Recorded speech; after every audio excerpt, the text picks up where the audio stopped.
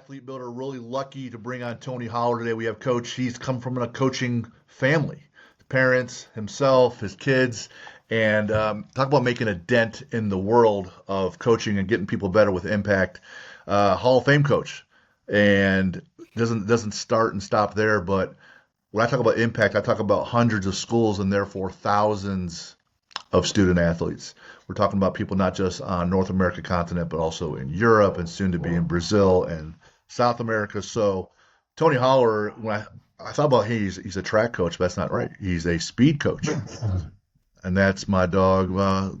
Being he's pretty excited about that too. So a speed coach, not just a track coach. And what's that mean? That whatever sport you're in, speed is usually not chess and checkers, but usually really, really important.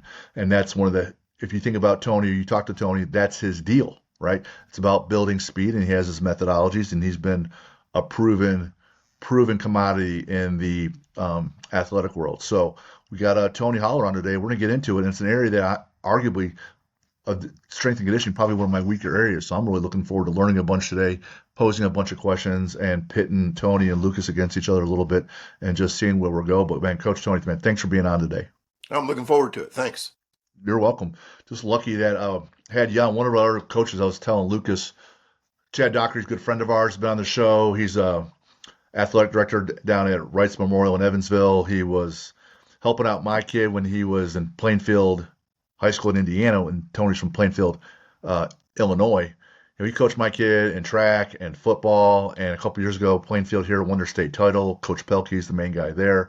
And I was talking to Chad this weekend. He's like, we use Tony's Feed the Cats philosophies almost to a T, and they won it 2 years ago, and they were 6 points away from repeating. So he came on with a ringing endorsement, because I had some questions with him before I do some research today. So one of our prior guests, and Lucas knows him well, but you're well known in a lot of places. So my first question was, I see I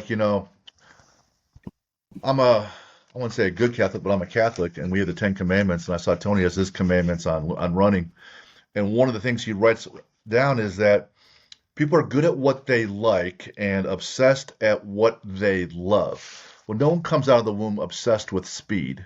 Usually things evolve over time. So talk about how you and your upbringing with your dad, and how did it go from A to B, that you went from I really like speed to I love speed, so now I'm obsessed with speed. How did that evolve? Because coaching for 40 plus years, you're not the same coach you were 5 years ago or 40 years ago.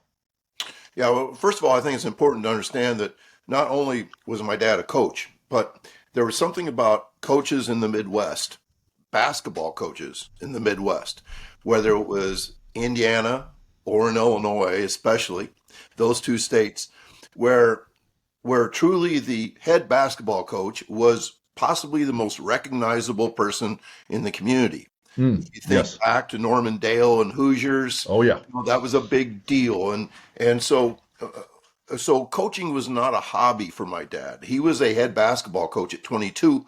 I was born when he was 23, so I was his firstborn son, and became his wingman right away. And I believe he coached at 7 different high schools and 1 university, and was a head coach 44 of his 47 years. So it was one of those things where anywhere I would go with him, people would come up, and I just thought he was like maybe the most famous person in the world, as a little kid. And so coaching was bigger than life, sports bigger than life. He woke up every day excited about the next practice, the next game, the next season. The 8th grader that was 6'2" and could grab the rim, and he was always excited. So I was just doomed to be a coach myself. I went to college pre-med, and I decided I didn't like hospitals, blood, sickness, nurses. I didn't like any of that stuff. And I was like, hell, I'm going to be a coach. So now I've done it for 44 years. And I went into basketball. I was a head basketball coach all through the 80s. I was the youngest head basketball coach at one time in the state of Illinois. And but I got fired in 1990 that's the kind of stuff that happens in Illinois and Indiana basketball, where It have a does. couple of losing seasons or a couple 500 seasons, and they say we want somebody else. And so the same board that fired me actually hired me, begged me to become the head track coach because they couldn't find anybody. And I'd always had, I'd always run track. I was always an assistant track coach, all that kind of stuff. But that was a hobby. It was never a serious thing for me, but I had to reinvent myself. I had Mhm. 4 little kids, had to reinvent myself as a track coach. And eventually, the first 10 years, I coached the way the coaches I now make fun of coached, just run my guys to death. They all had shin splints. They all hated practice. Um, and we would brag about how we worked harder than anybody in the country and blah, blah, blah. And, and eventually I flipped the switch and said, we're not going to run anymore. We're just going to sprint. And the reason for that was to get football players to want to run track, to get the guy who could dunk a basketball to want to run track. And I said, even if I train them poorly, we're going to kick some ass when it comes to track meets, because other schools can't get their good athletes out because they're doing the same stupid stuff I'm doing. And it worked. And what I found out was, as we got faster, we got better in everything. So one of my things I say is the speed is the tide that lifts all boats. And so I became kind of obsessed with the idea of let's get really fast. And now, as you said, it's really grown into lacrosse and football and basketball and overseas and all that kind of stuff.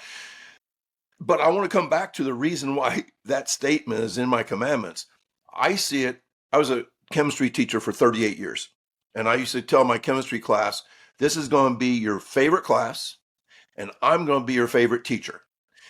As far as I know, that was not said by most teachers. Sure. It was more like, I'm going to be your worst nightmare, was kind of my experience with teachers.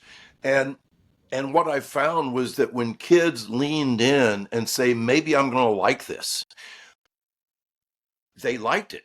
Yeah. And they got good at things they liked. And all of a sudden they weren't scared of chemistry. So I believe a true hack of coaches and teachers is to make what they're selling more likable. That's huge, huge.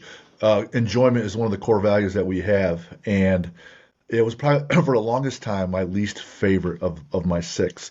I'm like, well, yeah, you have to kind of like it a little bit, but whatever, just keep working. But I'm like, the more I talk to people, the ones that are really great, they love it so much that the work doesn't feel painful. It's not a stressor on the nervous system. So when you talk about, we had Jeff Saturday on and how he was working with Peyton Manning Tuesday, Wednesday, Thursday night during game week, late into the night. They weren't bitching and moaning because they were just having a good time because they loved it. So if you have that piece and people are really loving it, and you ask them to learn something more or try something new, they're like, cool, let's go. Was there an epiphany? Was there a alcoholic moment where you had to switch from the grind to, hey, I want to make it more fun and just sprint? Was there something that's a triggering event, or was it like a slow process? 4 things. That's a great question. And I actually call it my epiphany. Um, and and 4 things happened in a period of like 6 months. I'd already won the state championship. I could have rested on those laurels and like, yeah, I'm a good coach. I don't need to change and all this stuff. But the first thing that happened was I had a middle distance centric group with my track team one year. We were by far the best team in the state, and we went to the state meet, and it was 95 degrees, and we had to do it 2 days in a row, and we melted. We did not perform well, and a team of sprinters and jumpers beat us. A team from inner Chicago Leo, beat us. And thought to myself on the way home, it would be so much easier to have a team of sprinters and jumpers. So that was the first thing. The second thing was my son, my oldest son, who's now a very good football and track coach, Alec. Um, he could dunk the ball in the 8th grade. And he told me one day, I'm going to play baseball in high school, Dad, because track sucks. And I'm like, you're living with a coaching legend of track and field, and you're not going to be on my team? He goes, no, it sucks. I go, I know it sucks, but it's. I thought, okay, we're Okay. not going to run anymore. That was the second thing. The third thing, I went to a clinic, saw a guy named Paul Souza, who said that his 4x4 had four guys at the college level, Division III, who ran in the 46s. And not one time did they ever run a lap in practice. Not one time. Not one lap. Their furthest work in practice was a fast 200, and only like three of them. And I'm like, that's the team I wish I would have been on, because I was a Hmm. 400 guy in college and all that kind of stuff. I wish I would have had a speed based coach. The fourth thing, maybe you remember a guy named Don Beebe. Don Beebe was a Buffalo Bills and the white guy, Packers. Buffalo Bills. Yep. It ran like the fastest 40 in the history of the combine. He's my uncle. He had Don Beebe. No, I'm kidding. Don Beebe played for my dad Okay. in basketball after he quit football at Western Illinois University. So for 1 year, he was never going to be a football player again. And Dad used to tell me, "Oh, this guy's so fast," and all that. So anyway, he ends up with the Bills. After he gets out, he starts a speed business. And at the same time these other things were working, he called me and said, "Hey, I want to come down and do a speed camp at Harrisburg, Illinois." And I said, "Oh my God, this is Don Beebe. Are you punking me? No way." And he goes, "Yeah." I said, "Okay, man, well, let's do it." He goes, 10,000. Ooh. I go, 10,000? He goes, "Yeah, just get the banks to sponsor us." I go, "The banks are poor in my town. Okay. You don't understand. Harrisburg, Illinois is a coal mining town, real close to Evansville. Yeah. And it's like Appalachia. It's like, it's been in decline for 60 years. And so he even called the next day and said, "I'll do it for 5,000." I said, "That's still too much." So I started my first speed camp 6 weeks later and charged people $20. If Don Beebe can teach speed, why can't I? I don't have to run a 4.29 in the 40 Right. to be able to coach speed. So Sure. from that moment on, I decided I was going to be a speed coach, and it's worked out pretty well. Yes. Yes, it has worked out well. So, man, the 4 point epiphany, and I like that because a lot of people that are good at things, they have a bunch of other instances or years accumulating data and volume in their head, and it finally comes together. They say that, it takes 10,000 hours, etc. Well, you've had probably close to that before you were really even coaching that much track. So just on how to coach or deal with people.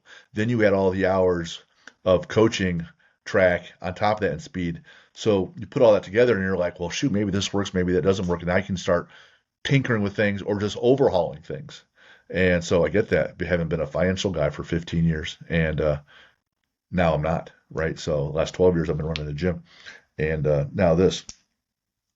The There's still the evolution though, right? You didn't quite have you had those four key pillars that kind of changed your mind, but you probably still weren't the same coach 5 years later or 10 years later.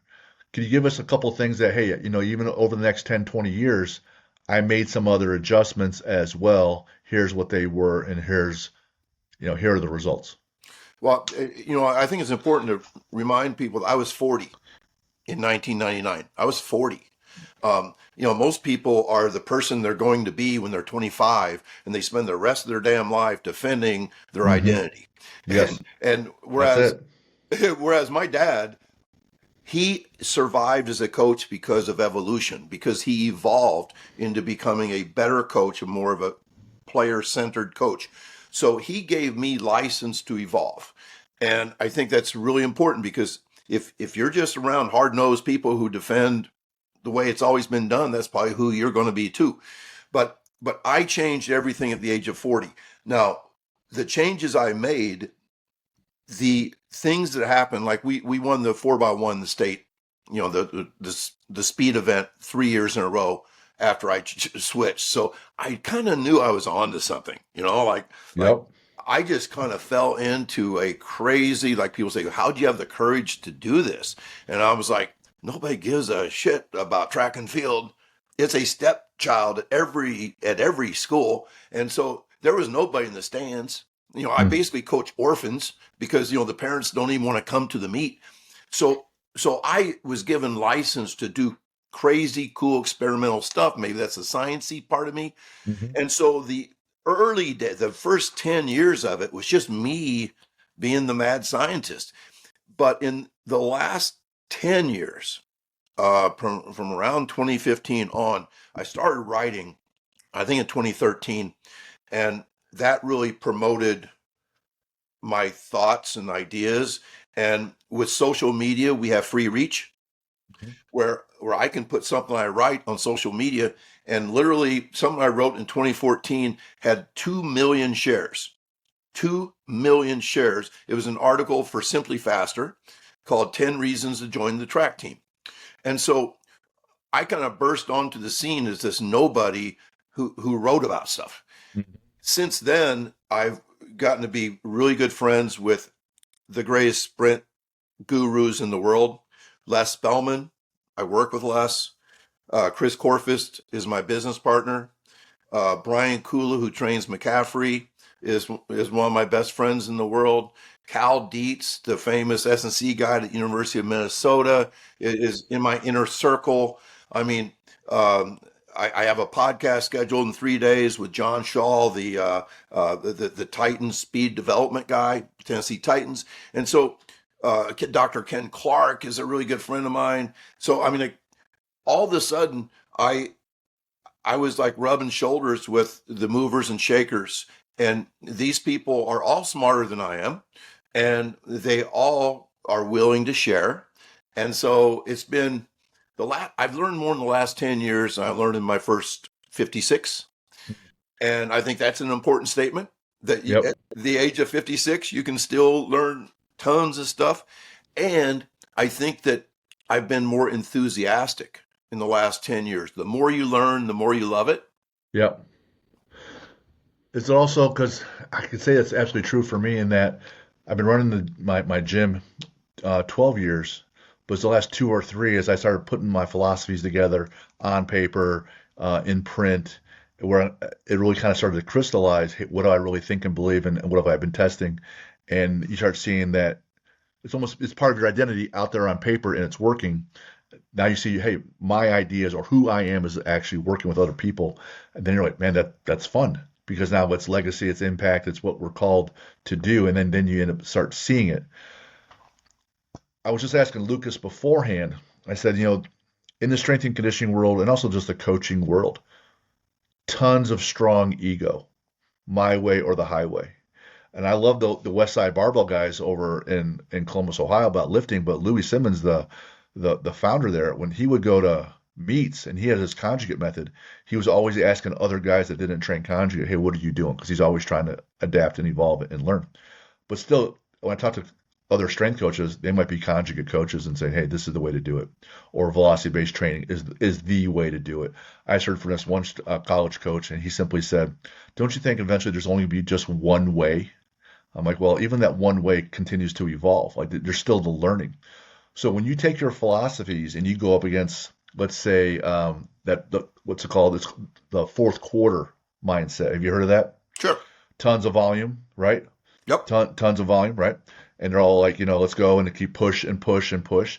And you're saying minimal volume, high intensity, high intensity. You're not saying no, you're not saying low intensity, very high intensity, low volume. And you got someone saying fourth quarter, and you're like, well, shit, is there no middle ground? Is there no, how do you work with those mindsets and make an impact? And how do you go against someone who says, you're full of shit, Tony, he needs way more volume? They're not going to be able to handle it. How do you, Yeah, I get that with track coaches with the 400 meters, sure. because you can't that feed the cats is just for short sprinters. I'm like, no, no, we ran the fastest 4x4 time in Illinois from the past 7 years last year at sectional. So yeah, we're good at the 4x4. It's a Yeah. speed event. And then from football coaches, football is just such a militaristic. Um, they do hard things that may not even help them win just because it's hard and Hmm. just because it gets that mindset. And it's always been a part of football. Lombardi, who I totally agreed with, said that fatigue makes cowards of us all. Yep. And it does. I mean, you know, you might be, Jim, you might be like the strongest, baddest, meanest guy in the world. But if you're really I wish. tired, I got a chance. You I got a do. chance to whip you, you know? That's right. So, so I think people agreed with that. But what did they do because they agreed with it? What I believe is that that tired is the enemy, not the goal. What they believed is that we are going to work so hard every day that we're going to get in a kind of a constant state of fatigue all week long, and it's going to pay off in the fourth quarter of the football game. Nope. And I'm like, I think that's crazy as hell. They go, well, it's been done for like what last 100 years. I'm like, well, people have been wrong for 100 years before too. That's right. So what I teach is that is going back to my dad. My dad used to say, we're going to make practice so damn hard that the games are easy. I've heard that for years. And everybody was like, yeah, that made sense to all of us. That's why we work hard. He did a great job of selling that. What I say is the opposite. We're going to let the games be hard. We are going to be the fastest, most healthy, most enthusiastically lovers of our sport that we could possibly be. That we are going to perform in practice. And to perform in practice, we can't be in a constant state of fatigue. And we are going to enter that Friday the best version of ourselves, 100% health, nobody on the sideline injured. By the way, 90% of all injuries are load-based.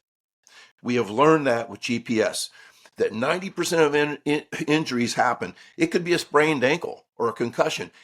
If you are really tired, your body does not have the energy to protect itself. Yeah. And so your knee turns the wrong way, or Your reaction time. everything. So 90% of injuries are the result of fatigue. So we're like anti-fatigue, you know, that tired is the enemy. And I think the perfect metaphor here is this. People who feed the cats in track and field do a great job in the 400 of teaching their athletes that the last 100 meters, kind of like the fourth quarter of a football game, is going to hurt. You're going to be tired. It's going to hurt, and you're going to sprint through that hurt. Now, it sure helps if you're in the lead. Same in football. If you're up by 3 touchdowns and you're tired in the fourth quarter, who cares? I mean, you're excited. Well, I think that's really important. And then the other thing I say is this. There's nothing I could do during the week that the 400 meters would feel easy. Nothing. I could run you 1,000 miles during the week, and you'd probably be hurt. But if you didn't get hurt, the end of the 400 still hurts. Still hurts. I mean, we have 2 4:15 milers on my team. If they run the 4x4, they are going to hurt. It's just going to destroy them late in the race. There's nothing we can do now the good ones make it look easy. Right. But if you ask them, did that hurt? They'll say, hell yes. Every time. Every time. Yeah. No one likes the 400 and how it feels. So you're not, so it's, you're going to like, you're not going to be fatigued throughout the week, but you're going to hurt at the end of the day is kind of what you're saying. You're going to leave it all out there. And I think that's what, especially, being in high school, being where I'm at in high school, the more work is better. More work is always preached. Like I got kids when they come in the weight room, or we do when we're in the summers, we're doing agility and sprint stuff. They look at me sometimes because they're not hurting so bad. They're not gassed. They're not limping out of the weight room or whatever it is, and they think they're not getting any work done. Educating them and understanding that, well, let's just talk about the weight room for a second and say, hey, because you're not smoked today and you got good work in, you're going to be able to train tomorrow and get good work in. And then the same thing is going to happen day after day, week after week. But it's not like I tell them, hey, we're going to go. There's going to be times throughout the year where squats are going to feel heavy. Things are going to feel hard. When we run, it's going to suck. But you're not going to ever feel like you can't come back and train the next day. And I see it all the time, especially, where I'm at and what being in the high school realm. Um, and no, I completely agree with that. So, Lucas, I think you'd agree with this. Even the most the people I make fun of that just run their teams into the ground, they all know that after a game you take the day off. you think. But they think that they can do 3 hour practices on Monday, Tuesday, and Wednesday with no day off Mhm. without any side effects. I mean, it's just not true. It's just not true. And the football programs, and there's hundreds of programs, especially in Texas. And Texas is a hard-nosed football state. That are now feeding the cats. We sometimes call it sprint-based football, um, and and what they've found just kind of blows them away. That you can practice half as long and be twice as good, and because that's not the way we were brought up, right? Right. We were brought up the winning team outworked the losing team. The great player is a great player because he worked twice as long as the bad player, and that stuff is a bunch of crap. That's just a mythology. That's now, somebody's told me you shouldn't talk bad about hard work. Tell people that you're redefining hard work, because it's not easy to come to practice every day and perform. It's not easy getting 9 hours of sleep the night before. That's it. That's the deal. So when we talk about what we say here at Athlete Builder, it's not just the training. It's working on your mindset, your knowledge of how to run, working on getting your teammates better so they can drag you along when you're not there. Then it's your nutrition, your recovery. Are you working on those things? You can work a little harder to get better in those areas where you're lacking and put out a better product, which is yourself. That's a huge thing. Everybody thinks that if I just play 5 hours of AAU basketball on Saturday, or if I'm in travel baseball and soccer all week long doing tons of volume, but you're the other 5 out of the 6 components, you're completely negligent, you're going to be okay. That's not true. Nope. And the other piece is the intensity is there. The intensity, one of the equations we have is that intensity equals results. And you think about that, like in the lifting standpoint, the Bulgarians were great at intensity. Max effort lifts 3 times a day. They won everything. They were retired and broken by 24, 25 years old.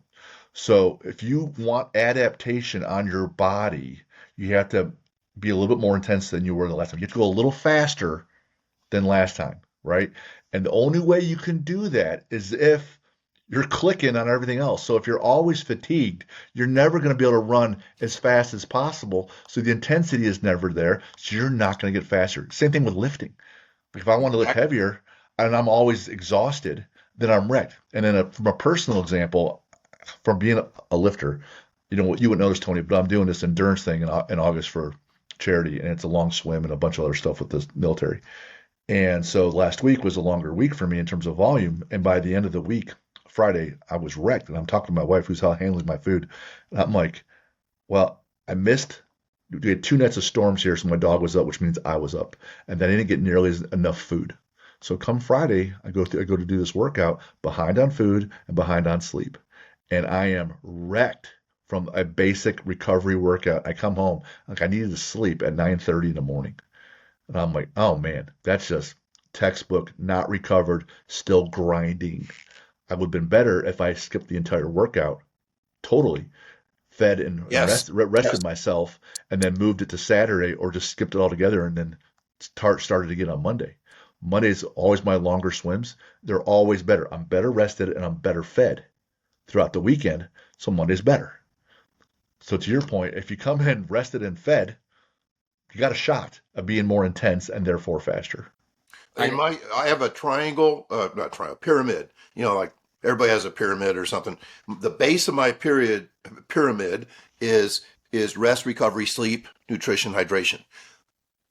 I believe that you could say whether you are a track athlete, a coach, a parent, a teacher, a hedge fund manager, doesn't matter who you are. If that's not the base of your pyramid, you aren't giving yourself a great shot to get to the next level. So my next level is athleticism: sprint, jump, lift, bounce. Then we get into sport specific stuff. And that's why I've been able to, go to France and work with the federation, the soccer federation there. That's why I've consulted with all these lacrosse teams. That I don't watch soccer, I don't watch lacrosse, I don't play it. But those first two levels of my pyramid is those things are exactly what they're missing. I'm not going in there teaching them how to coach lacrosse or football or basketball. You coach it the way you want to, but you better have those first two layers correct. And then you better adopt the idea that that that you never should let today ruin tomorrow. And I think that's what, Lucas, you were talking about. That when you let today ruin tomorrow, you're not giving yourself. I'm sure you guys have read Atomic Habits by James Clear. Just a beautiful book. That getting 1% better every day, Kaizen. 1% better, you're 37 times better at the end of the year. Yeah.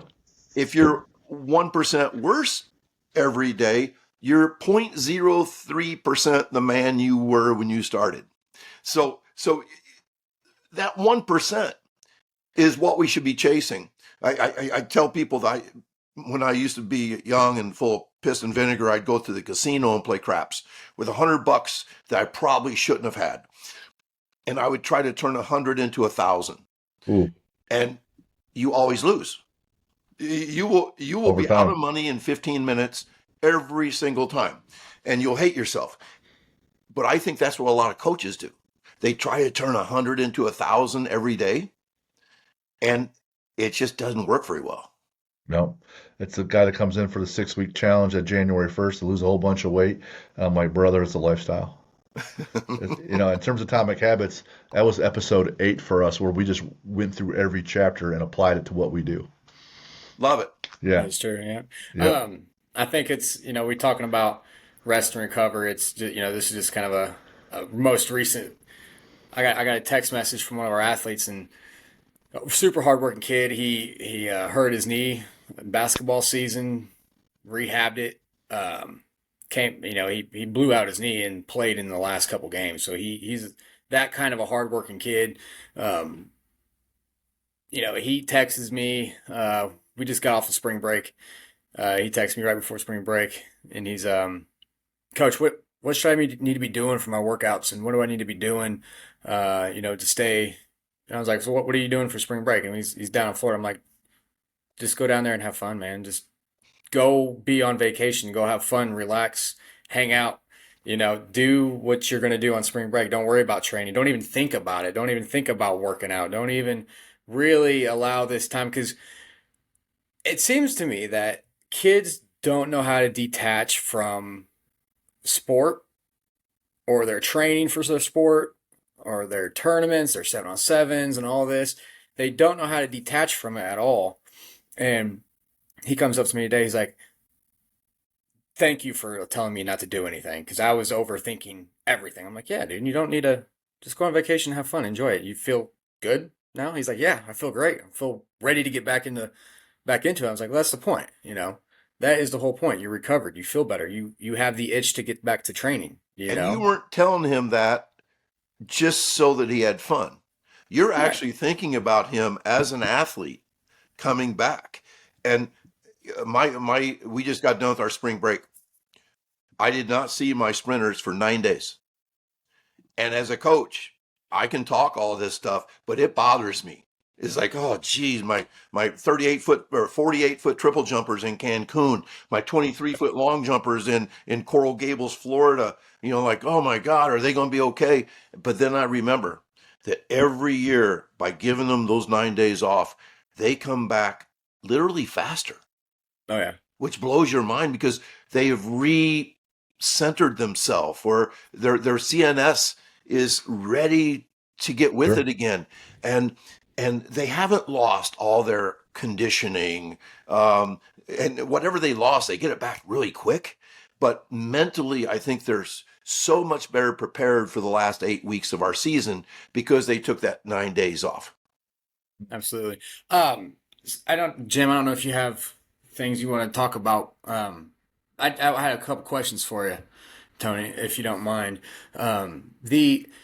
where you're at, what like do you deal with a lot of um, AAU and tournaments, and how do you navigate those things for your track team or your athletes? Because I Main, have a lot of that. yeah, mainly several assassinations. I just have I put a hitman out on them and have them shot. No, it's really awful because I really believe the things you're talking about. They they're really good at talking to parents, and they're really good at promotion, which means that I, as a coach, need to be better with parents and better with promotion. But I think the difference between me and them is I'm an educator, and and no matter what my kids do, I don't make more money. You know, I'm going to make my $6,500 for coaching track, whether we're state champs or last in our conference. So, but these guys, they they have a financial um, uh, Motive. motive. Yeah. You know, and they don't care if a guy has a track meet tomorrow. They'll still they'll still have him come in for a basketball tournament. They yes, it hurts me because 7 on 7. If you want to be a great NFL football player, you better have pretty good track numbers. Um, Yeah, I mean, yeah, 67% of NFL football players ran track in high school. And and guess what? They're really good because they're like future professional athletes. And but that track stuff gave them numbers that people, let's just say if a guy if you have a guy that's jumping 23 feet in the long jump and he's playing linebacker, he's a 5 star. I mean, That's you, huge. you don't have to time him in the 40. He is, you know, there was a kid at Ravenswood, Tennessee, just south of Nashville. I know they feed the Raptors down there. A great program. And they had a kid named Star. Great name. But yeah, he was a really good football player. He hit 24 miles an hour a couple times on the field. And he ran 10.50 in the 100 as a junior. And I think high jump 6'10". Well, that means he's going to get like $300,000 as soon as he graduates. We graduated in December, went down to Auburn, and he's going to be a superstar because those numbers don't lie. Nope. So I think that we have to do a really good job of selling our programs, and and if we can do that, we can compete with these people that are taking these 7 on 7 teams down to Arizona and down to Florida, and parents just get drunk on that stuff, and they really feel, I think, because we are high school based educators, that we are not going to be great coaches. So we have a lot to prove. And I think that if we spend all of our time complaining about those outside influences, we're not looking enough in the mirror, because I think we just have to outcompete those people, and it's not easy. yeah. Yeah, you're definitely right. It's you know, we're seeing, at the school I'm at, when I first got here, involved with, Parkview and the high school I'm at, working with Scott, the high school, we had no strength and conditioning. We had nothing. At this point now we have 400 athletes coming through the weight room on a daily basis, which is huge for where we're at. And it's awesome. We're seeing lots of growth because kids are buying into it. But I think since there was no structure for so long, and the only kind of training or any kind of performance, whatever they were getting, was coming from outside of the school. I think that had a lot of influence on it too. But trying to train athletes on we run the classes, we run after school.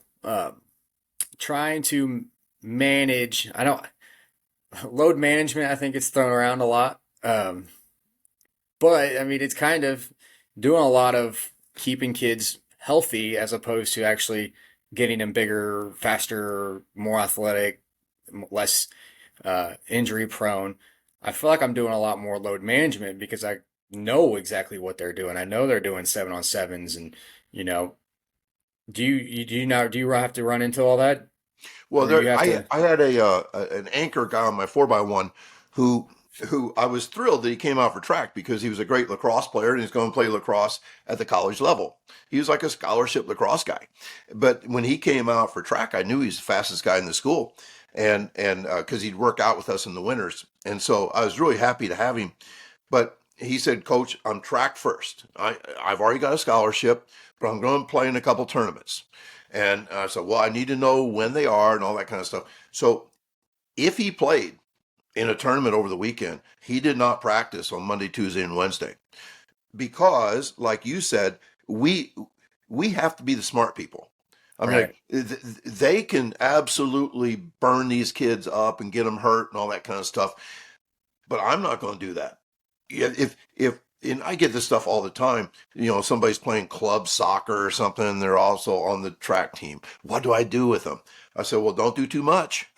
I mean, you want them to be healthy and you want them to be available. And I am not the type of coach that believes that every kid needs the exact same dosage of everything. I think out of the box. We have a thing where if somebody has shin splints, they don't run that day. Right. So the kid, this is funny. A kid will come up and say, Coach, my shins. I go, okay, you're not running. You go, they're not that bad. They're not that. They'll argue with me. I said, you just told me your shins were hurting. So no, you're not going to do this. I told that, I said that we don't do sore shins at a coaching clinic in Wisconsin. And a coach raised her hand and say, Coach, do you have kids that take advantage of that? I'm like, never. That's culture. If you make practice the best part of a kid's day, Hmm. they're not playing games with you, trying to get Right. out of it. Yeah. Yeah. Um, How do you do that?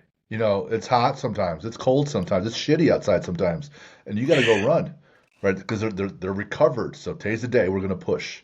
that's So a you know, you know, brilliant question. there's a And lot to that, but how do you? great coaches do it without thinking a lot about it. Okay, And that's probably, they have good charisma. I do sure, believe I teach that your team will reflect you, but remember this, that you will reflect your team too. sure, If you're dealing with some like kids that you wish you didn't have on the team, you're not as good of a coach. sure. So our job is to get caffeinated before practice and to come out, With some like energy. a professional, like this is the best part of your day. And and I think the kids will kind of buy into that. Yeah. And then there's just all the little things. Like I think we have the best uniforms in the state. I think like we're going down to Belleville for a meet this Saturday. We're going to stay overnight, four to a room at a Super 8, and our kids will think they're on vacation. You know, and and but it's all those things that Sure. that we have a great website. I take pictures at meets because really, what are you going to do? Run faster, run fast. No, I Right. take pictures because I want to promote what we're doing, and my pictures make that track meet look better than it really was. Sure. You can't tell that it was windy and cold. All you see is a guy going over the hurdles and looking like he's really good or something. And so I'm doing all those things, and I think they all go together to make a kid want to be there. And I think that coaching track is really good for coaches because track is not inherently a fun sport. No. Miserable weather, miserable work. High April. intensity. Oh, it's scary. And when you get up, I've had football players want to quit because they got second in a race. I go, you got second. He goes, no, I'm quitting. I'm slow. I mean, people freak out. Whereas in basketball, you can do almost anything to a basketball team and nobody will ever quit. Football, about the same way. Like if a kid wants to quit, their parents are like, no, you're not quitting because their parents love football or something. So track being such an orphan sport and everything has made me really learn how to sell it. And because I sell it better than other coaches, I think I I get, let's just say that every school has a good track team. They're just not out for track. If I'm not good at Plainfield North, it's because my gene pool is really down that year because my fast guys want to run. Gotcha. Gotcha. That goes back to your enjoyment piece. You actually really love what's going on. So yeah, Yep, you add some caffeine for some outside stimulus, but you're not really faking the love that you have for these kids to improve 1% today. for sure. That's just real. And This if it's real and authentic, then people see that and feel it, and and kids, and then you kids, have it. kids have an amazing BS meter. They I do. mean, they see fraudulent stuff. They see right through you. And I mean, I love kids. People say, "Oh, kids these days, blah blah blah." The kids I'm around are absolutely inspiring. And maybe that's partly due to the culture of our team. And culture is I love that word. And, what does that mean? Culture is just how we do things and the way we approach things. And it's unwritten rules. And culture is not something you get by establishing rules and consequences. Matter of fact, that will probably ruin culture. We do not have rules and consequences on my team. Instead, my kids act right because they're taught how to act every damn day. Some people are going to be listening to this show and they're going to be like, all right, I understand what they're trying to say, but I don't understand at all what Feed the Cats, what that philosophy even is. Now, just because Lucas and I do, they're going to be like, what is he even talking about? What is the whole sprinting thing, the philosophy? I don't get it. Just for those that don't know, can you put it out there for whether it's track or for a team sport like football? What is that philosophy and how is that significantly different? Okay, I love that question. I'll go back. I made a reference to Norman Dale from Hoosiers, Oh, yeah. and he had a quote in the movie. It says, "My practices are not designed for your enjoyment." And coaches all over America were high fiving and like, God, he tell them, I'm going to remember that. I'm going to tell my team that. Well, I'm the opposite. Feed the Cats is trying to make practice the best part of a kid's day. We are going to become highly athletic. And the number one, if I said define athleticism, the first word out of anybody's mouth is fast. Fast, explosive, Jumping. strong. Seldom do they say weak and slow, but they can run all day. Right. So we're not. So we get rid of all mindless conditioning. Obviously, we are conditioning for our race, but we don't call it that. I don't use the E word, endurance. I just don't, unless you're an endurance athlete. If you run the mile and 2 mile, yes, you can use the E word. But sprinters, they don't. Enduring slow paces does not improve your ability to go fast or jump high or jump far. So so we gamify practice, which means we measure everything. We record, rank, and publish. We make practice look a lot like a game, and we actually perform in practice. And you say, well, doesn't aren't all teams performing in practice? I have seen teams that the practice doesn't look anything like performance. In track, they're just running 10 400s at like a mile pace. Or in football, they're just slogging through this slow crap because of all this stuff they did. So we're actually going to perform in practice.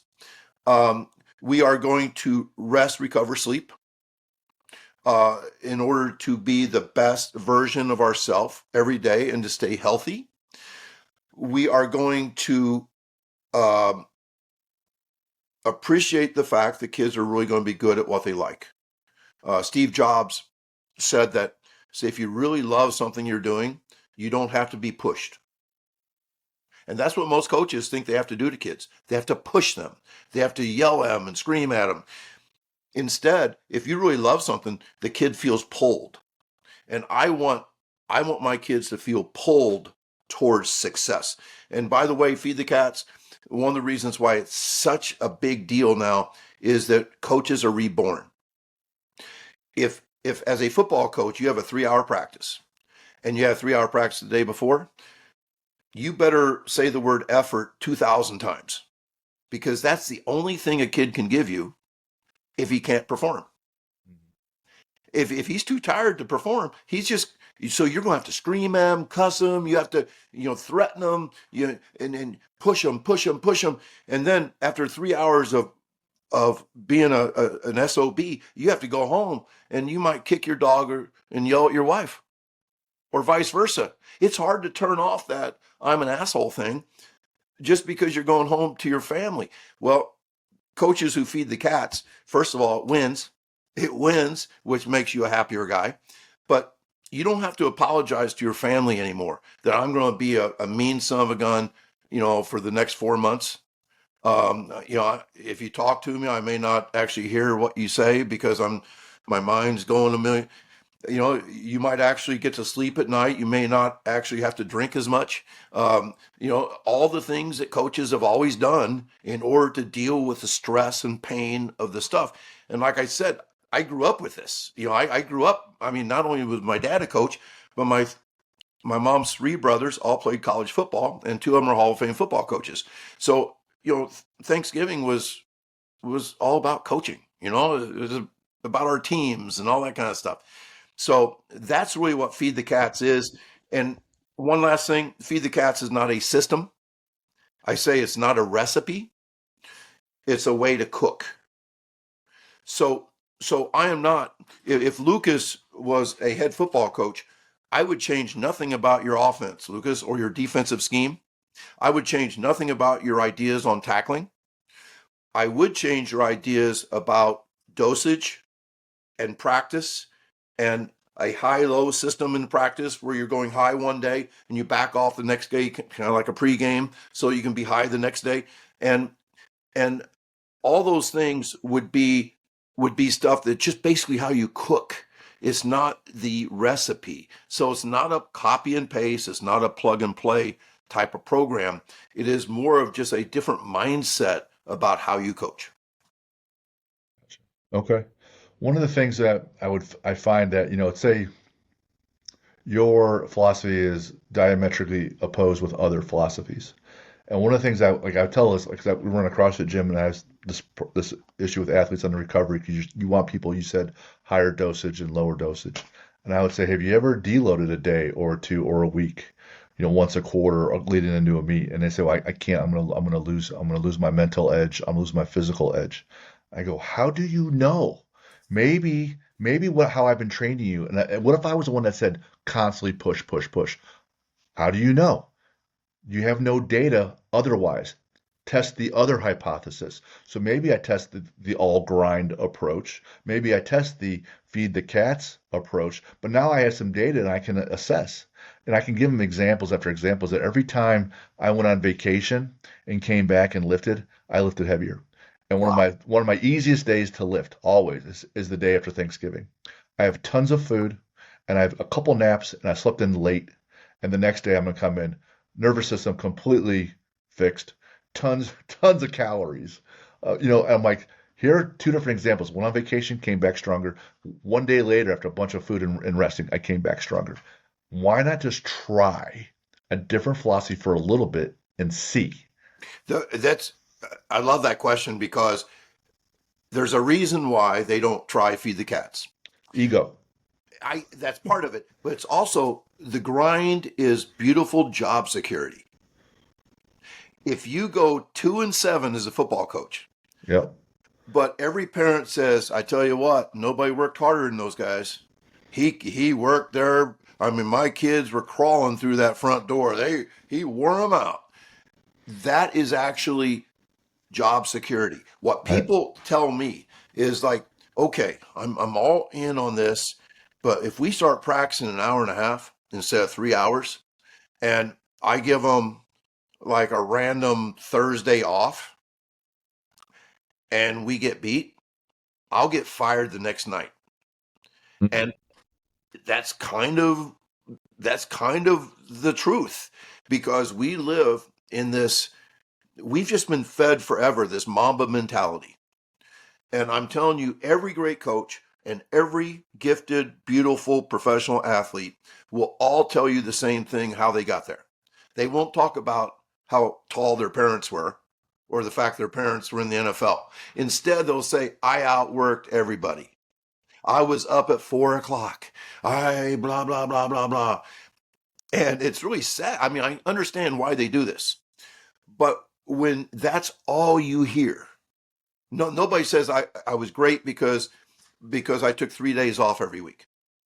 Nobody has the guts to say that ever. And because of that, It's just been driven into our brains that that's the only way to do it. So yeah, I didn't think of that piece at all. I would just say that, hey, I have to simply say that my philosophy wasn't perfect. Therefore, I'm exposed and not perfect. So you can like me a little bit less. A lot of people aren't okay with that. So I always tied it back to that. But there is a component there. Hey, we work so hard. How could you be mad at me?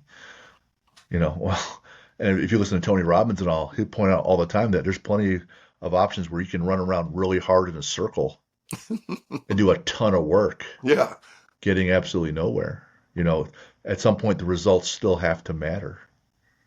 I think so. And when I talk to coaches and say if I told you that you could win 20% more games, but you'd have to take one day off a week from practice, would you do it? A lot of them say there's no way I would ever risk that. Think about it. I Wow, mean, like, and as you said, like Thanksgiving made you a good lifter the next day. for sure. Lucas talked about, the guy that, like, what should I be doing over vacation? You go like, get out in the sun, enjoy it. Just forget about everything. And it's really that type of attitude. And I do have to, like reassure people. But some people think that I'm like this, this every day is just like this woke party atmosphere or something. And I mean, we were out in the blowing snow today, and all my guys ended up in the fetal position at the end of 3 200s. And they were tough. And I was so proud of them. And I told them I was proud of them. And when I say that I want practice to be fun, it's kind of like a cutthroat fun. It's kind of, and I think you guys understand what I'm talking about. That competitors, uh, win or lose, feel good when they're competing. And so it's not like this birthday party grab ass type of fun that we have in practice. It's more like we love playing games and we love winning and losing and talking trash and stuff. We had Shane Sweat on. I've been in a number of his lifting seminars. He's a CrossFit conjugate disciple and super super smart guy. And in the conjugate program, I don't know if you're familiar with the lifting and conjugate, but there are max effort days, right, where you're lifting as heavy as possible. And he would say that the culture was on those days because usually they're 2 days a week, but even sometimes they even get rid of those because if you're maxing out even just 2 days a week for just a few lifts, it's still too taxing. But he would say this, hey, on these days or on your accessories, they're trying to set new personal records all the time. So every day's a fight versus yourself and your last time you did that lift, whether it's a small accessory like a hamstring curl or it's a major squat, right? So on these max effort days or attempts, yeah, there's intense. There's like there's a grind. There's a grind because you're trying to get through this rep. It's really really hard. Like that super hard 200. That's a painful rep, right? Because it's everything you have, and they're pushing everything they have. But then they see that little tick mark, and that little dopamine hit it hits you because hey, I just got a little bit better. I'm trending. I'm better than I was. I'm now more. I'm an athlete now. I'm 21 miles an hour. I'm an athlete. I'm fast, right? So. I think when you say, hey, it's not necessarily easy, but you make it the best part of the day because you're tracking things, and they get chances where they can have all these wins. They Mhm. can have all these wins day after day after day, and it's like, well, shoot, I'm a winner. Look at all my wins today. And motivation does not come from the words of coaches. Motivation comes from seeing progress. Yeah, Those wins are just the absolute most important thing. And you're talking about how it sounds. What your stuff reminded me of is that you're only performing a couple times a week because it's too taxing. And some people think we perform every day, and we do not. We maximum 3 times a week, 3 days a week, maximum in spikes. Because even though our dosage is really small, sprinting is probably the highest neurological CNS thing we can possibly do. I say that sprinting in a straight line as fast as you can and getting timed is the most extreme human movement. And you cannot repeat that day after day. I'll back up. You actually can if you're 5 or 6 years old. But once you get to be pretty damn good, I mean, like Noah Lyles, he doesn't go out and sprint 100 miles an hour 7 days a week. Right. I mean, it's like a couple times a week, and he's very careful with the dosage. Gotcha. Um, that's two things I want to say. One about the tracking. Like, I'm I'm 50, and I told you was used to just lift a lot more, powerlifting and strongman, right?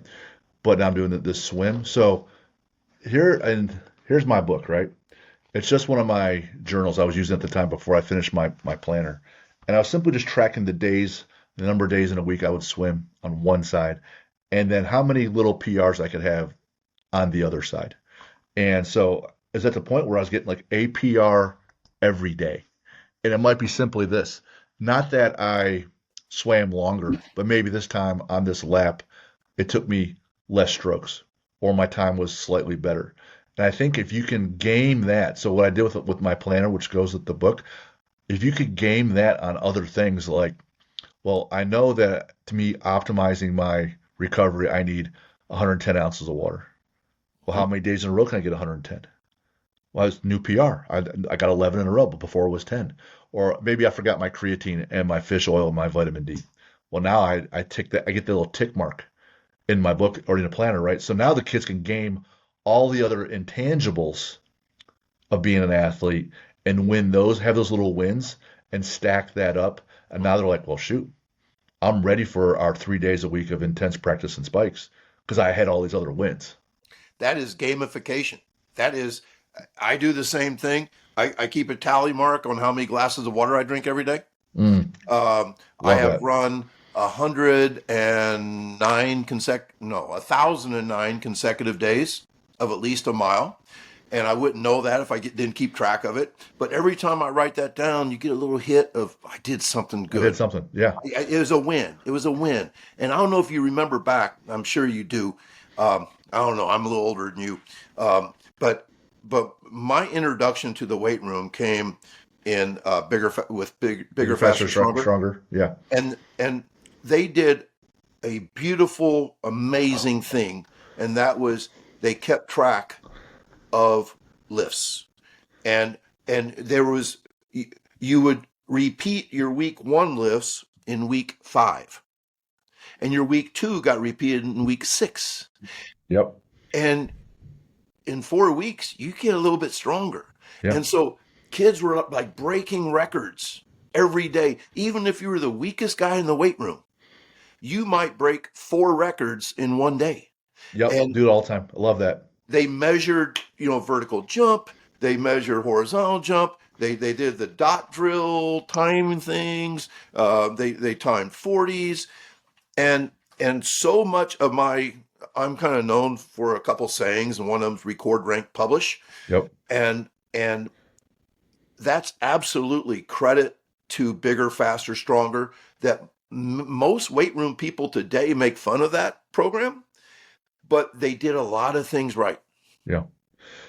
Right off Atomic Habits, we improve what we measure. And then we had Mickey Marotti on from Ohio State. I say this all the time. He says, if it's important to us, we measure it.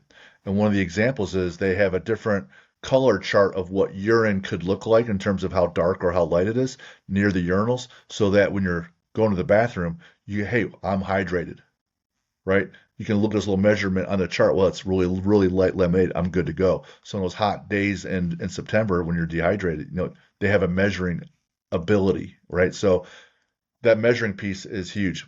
When I was actually deep into training strongman, I was at my heaviest, 320.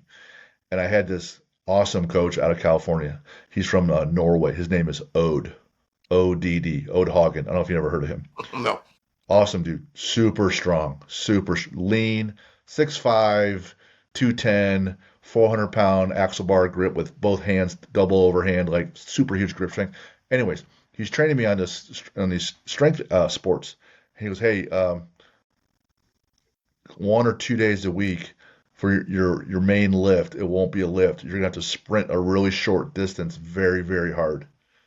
And I was like, whoa. And so what I found, even though I was heavy on a relative basis, I was still decently fast, really short distance because you're exerting all that force into the ground.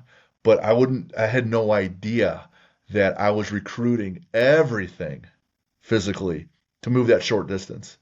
And so sometimes I'm moving just my body weight in a short distance in a sprint to build my overall front or overall back squat. I was I like, always dang. say that sprinting is the best potentiator of the weight room, Hmm. which simply means a potentiator is something that makes the next thing better. The old-fashioned word would be warm up, but as you know, warm up used to be take 2 laps, and that is not a potentiator of anything in the world, except for maybe body temperature. But if people would do, I have something called the atomic speed workout that takes 15 minutes. And a lot of people have replaced their warm up with my atomic speed workout. And what they have found is they move weights better Yeah. when they're properly warmed up. And the key thing in the atomic speed workout is 2 max speed short sprints. Yep. So I think you might. I was going to get to this at some point, but um, I do the atomic speed warm up 2 days a week um, on our two lower body days, and that is I've always kind of done because I'm a big fan of Zach Dakant at Yep, TCU, he's and amazing. I've done a lot of his stuff, and I have a lot of his material, and I've read a lot of his. I have all his stuff. All right, and I used to do a lot of what he does, and I've been using the atomic speed warm up for well, it's been since you spoke to PSM a couple months ago. Yep, I've been using that ever since. It's fantastic for getting athletes in a position, like you said, for getting in a position and ready to train in the weight room. And it's not necessarily, I don't necessarily use it for speed, even though it makes them done right, it faster. will improve their speed too. It makes them faster, but Yep, it also just gets them ready yep.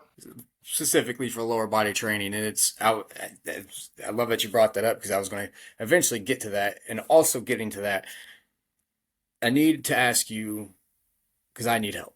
I need to ask a question. How do you coach the prime times better?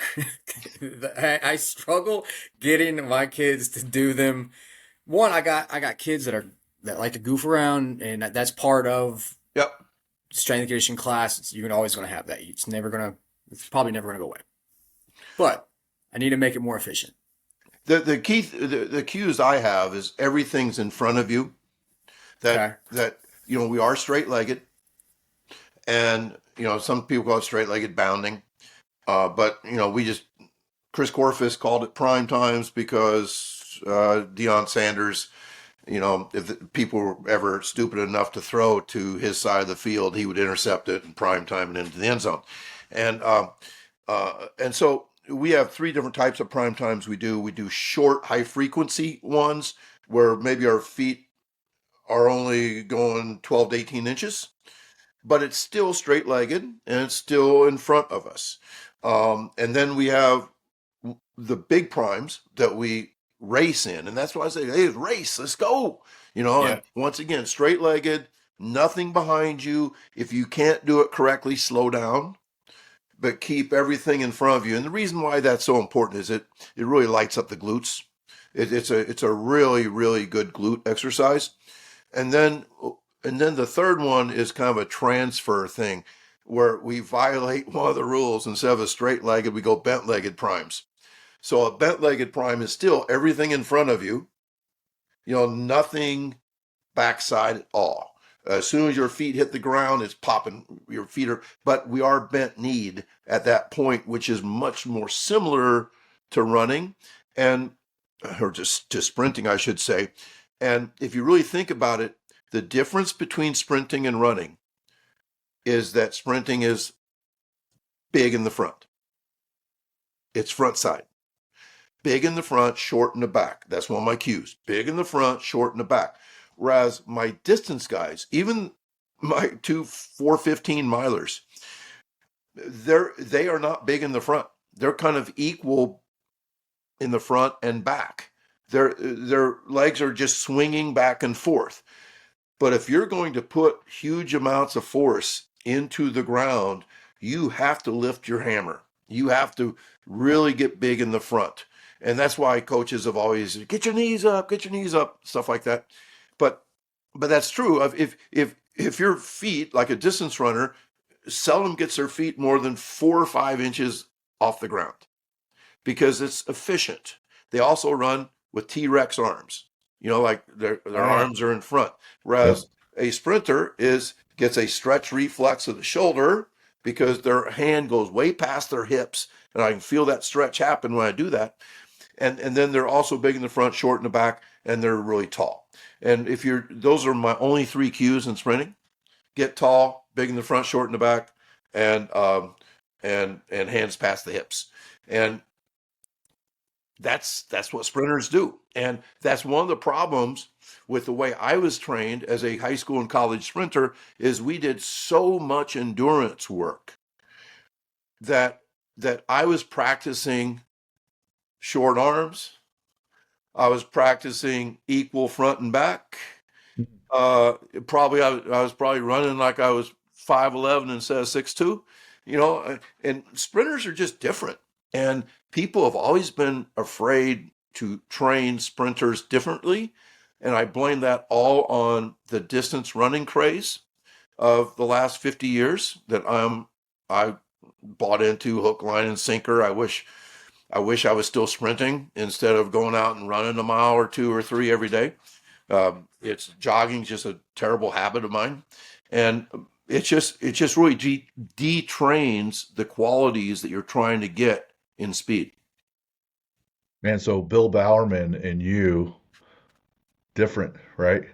Come, Well, maybe. I've been running for 50 years. I run every damn day for the last 1,009 days. but he So would run his whole track team distances. he would, and that's why he never had very good sprinters. And don't look it up or anything. I'm just trying to be funny.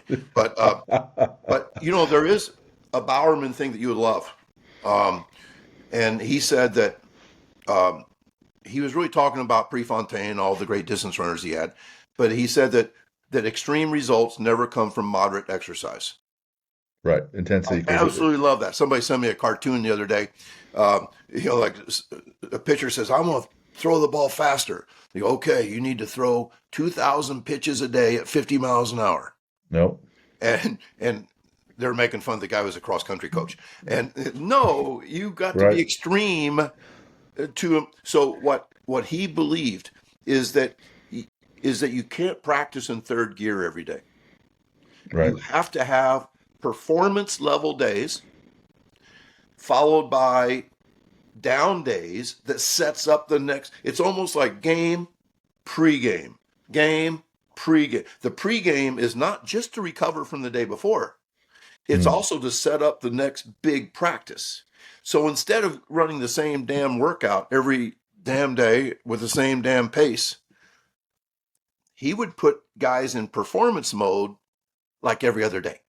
And to gotcha. me, football teams, well, good football teams do that now. I just call it the high-low theory.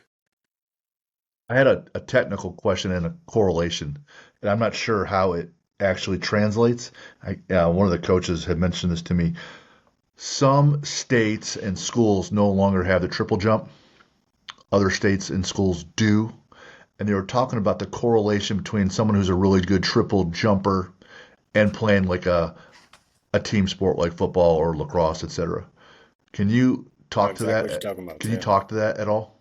Absolutely. Iowa doesn't have a triple jump, but they're a weird freaking state anyway, though. Neither They does don't, they don't have a pole vault. And then they run like a hurdle shuttle as an actual event. And so anyway, yeah, and they also run instead of the 300 hurdles, they do a 400 hurdles, which is just cruel and unusual punishment. And so yeah, so there are states that don't have it. I actually I have a kid this year who went 48-1 indoors, and that's number one in Illinois. A kid named Trayson Bones. His dad played 8 years for the Chicago Bears.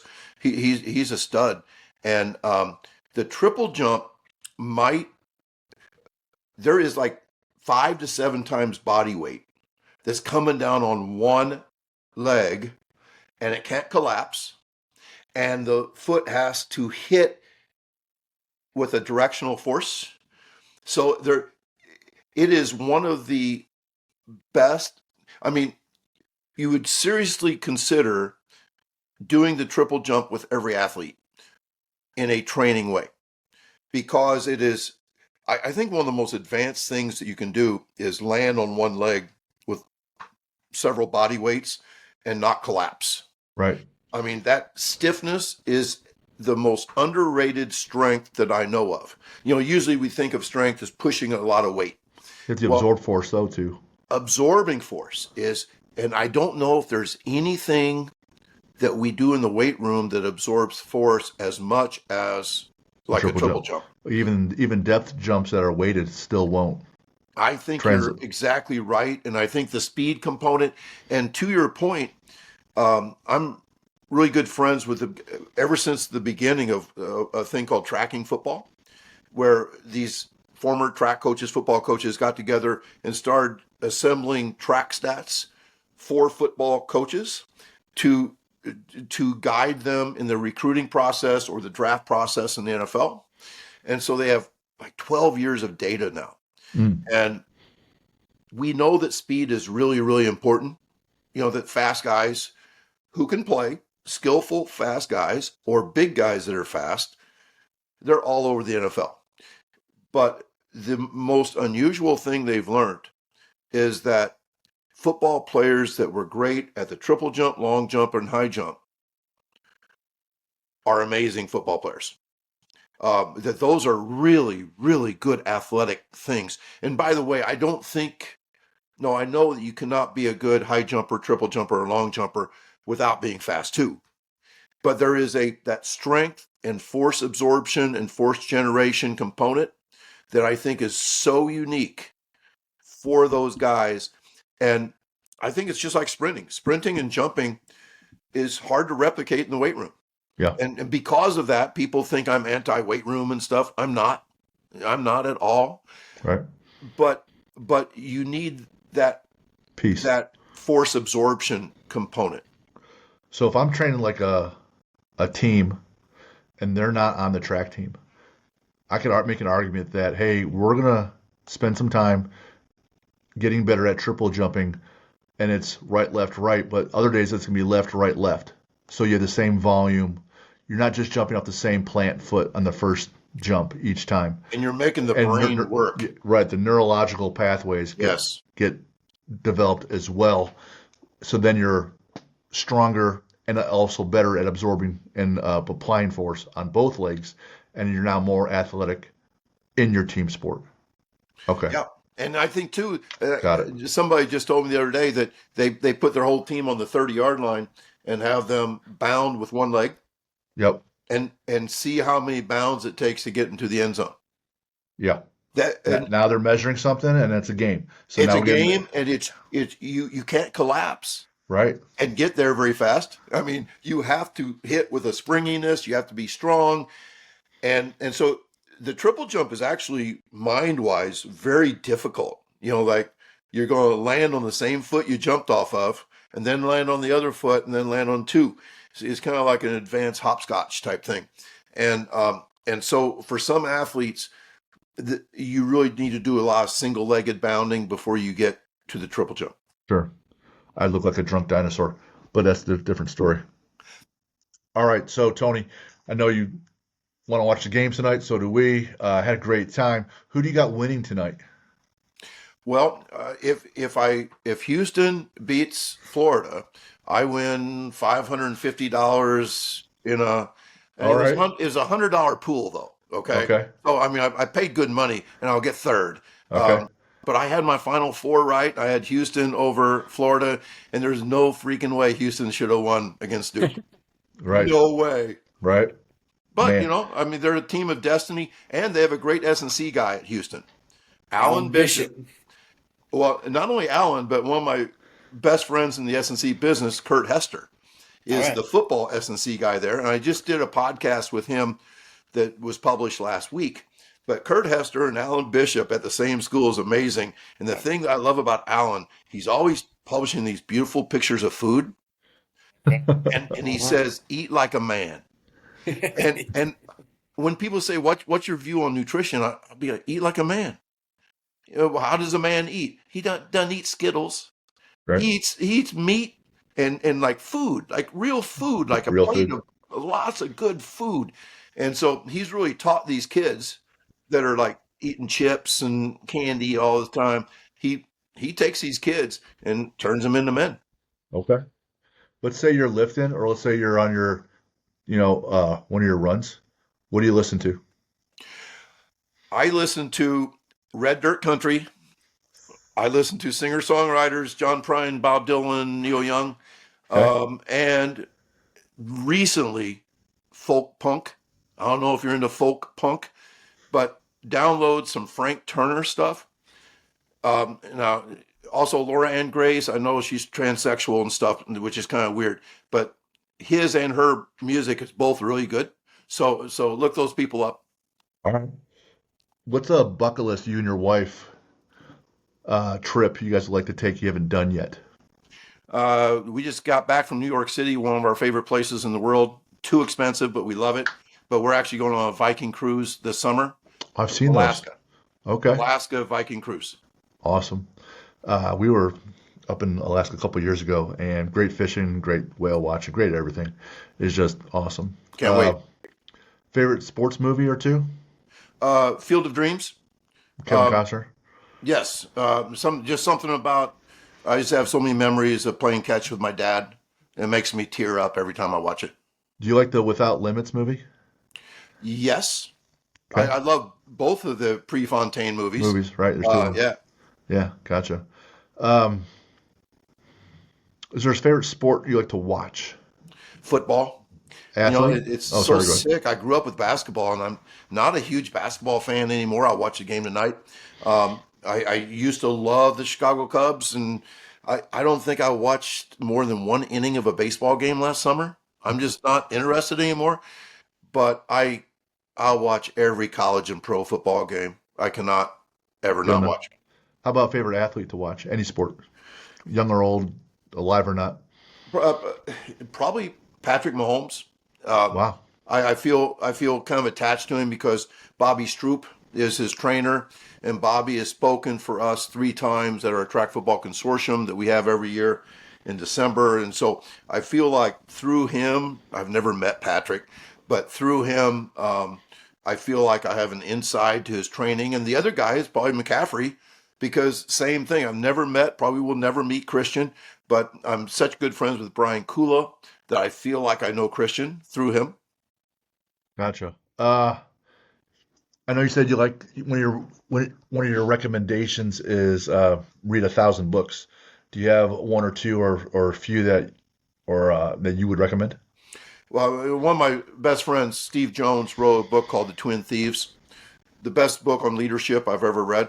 The Twin Thieves are the fear of judgment and the fear of failure, and I think we all suffer from that. And he just writes it in such a great way. I love the book Essentialism. I love the book by Mark Manson, The Subtle Art of Not Giving Enough. Right. Uh, but there's only 2 books I've read twice, and that was Pillars of the Earth, a book by Ken Follett about the building of medieval cathedrals, which sounds weird, but it was just awesome. And the other book was The Stand by Stephen King. You read Probably, that, the whole thing? excuse me? You read that story, The Stand? Oh, twice. Oh man, that's that old lady versus that other guy, right? Well, at the end, yes, for Uh, sure. But yeah, There's The Stand is, and I'm not a huge Stephen King fan, but man, The Stand in 11/22/63, the fictional story about time travel and preventing Kennedy's assassination. assassination. I just love that, and yeah. So Okay, and the one that you said the pillars of what? About Pillars of the cathedrals Earth. of the earth. It's one of the My it's one wife's of the gonna like highest that one. rated books of all times. It's really interesting. Are you an Ayn Rand fan? No, No, don't like her. Don't. no, she's not a Bernie Sanders socialist. So did that No. surprise you? Does it surprise you that I've spoke at Bernie Sanders rallies?